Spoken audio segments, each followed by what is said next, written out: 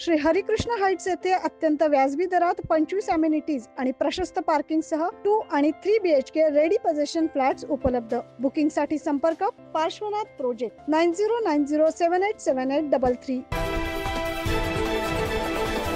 ते चालवत होतं तेव्हा एकदा स्टार्टर जळालं नाही। याचं टेंडर कधी निघालं आणि बडगुजरने काय घेतलं, तो का सर्टिफाईड आहे का? आज पाणी शुद्धीकरण तो करणार आहे, आज त्याच्या गुंडांची संबंध आहे, उद्या तो काही तुरटीच्या ऐवजी उद्या पॉइझन टाकून। नाशिकच्या सिडको इंदिरानगर पाथर्डी फाटा परिसरामध्ये गेल्या काही दिवसांपासून पाण्याची समस्या मोठ्या प्रमाणात वाढली आहे।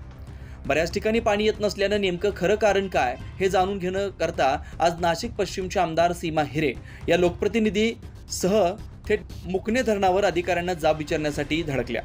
मात्र या ठिकाणी पाण्यावर देखील राजकारण होत असल्याचं त्यांना दिसून आलंय, कारण या ठिकाणी त्यांचे प्रतिस्पर्धी असलेले शिवसेना ठाकरे गटाचे शहर प्रमुख सुधाकर बडगुजर यांच्या बडगुजर कंपनीचा ठेका असल्यानं पराभूत झाल्यामुळे हे पाण्याचं राजकारण करताय। हा ठेका आम्ही नक्कीच रद्द करू असं देखील आमदार हिरे यांनी माध्यमांशी संवाद साधताना सांगितलं।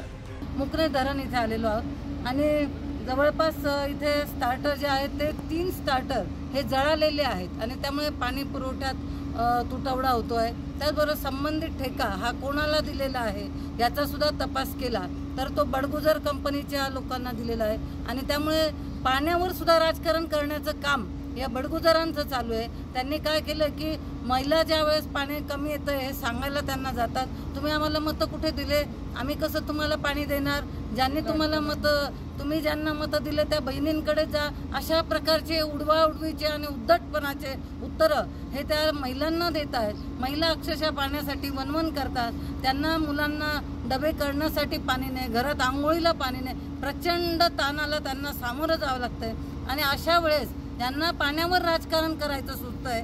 जिथे त्यांना समोरासमोर लढाई करून 2दा लढाई निवडणुकीची झाली, त्यांना समजलेलं आहे की आपल्याला कुठपर्यंत मतं मिळतात, तरी देखील आता अशा पद्धतीने त्यांनी राजकारण सुरू केलेलं आहे की येत्या निवडणुकीत तरी महापालिकेत आपण काहीतरी करू। परंतु मी या निमित्ताने सांगते की हा प्रश्न आम्ही येत्या विधानसभेच्या अधिवेशनात नक्की उठवणार आहोत। याच्यावर आवाज उठवल्यानंतर त्याच्या खोलात गेल्यानंतर पूर्ण हे यावेळी परिसरातील अनेक नगरसेविका माजी नगरसेवक उपस्थित होते। या प्रसंगी युवा नेते अजिंक्य चुंबळे यांनी देखील चौकशीची मागणी केली। नगरपालिकेतले निम्मे कामं बडगुजर अँड कंपनी अशा नावाने आहे। हा प्रकल्प LNTने पूर्ण केलेला आहे। त्याच्यानंतर प्रकल्प 3 वर्ष LNTने ऑपरेटिंग करून शहराला पाणी दिलं, त्यानंतर अधिकाऱ्यांनी मॅनेज करून तो ठेका दिला बडगुजरांना।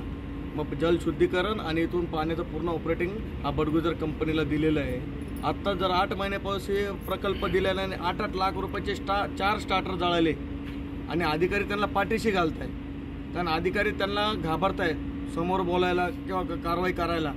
आणि आज नवीन नाशिकमध्ये सर्वात जास्त तक्रारी आहेत तर गढूळ पाणी नाळ्या येत आहे।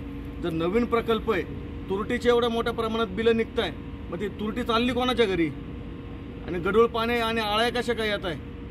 आणि हा एक बाजूने लोकांना भासवतोय, नागरिक जातात तर ते त्यांना उत्तर देतात की तुम्ही BJPकडे जा, आमदारांकडे जा, त्यांना मतं दिले आणि महानगरपालिकेची आज निवडणूक तोंडावर आहे।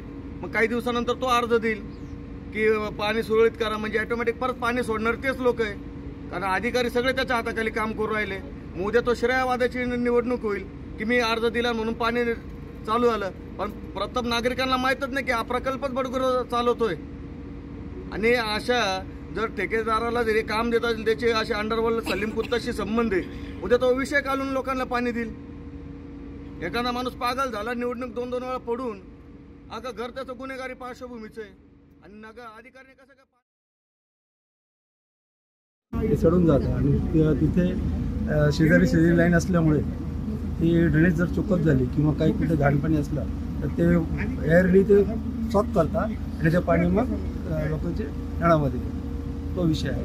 आणि आता प्रश्न असा पण आहे की ते लाईनिंगवर ड्रेनेज आणि याची लाईनिंगवर एवढं अतिक्रमण झालं आहे की लोक काम करायला पण अडचण कव्हर करण्याचा प्रयत्न केला।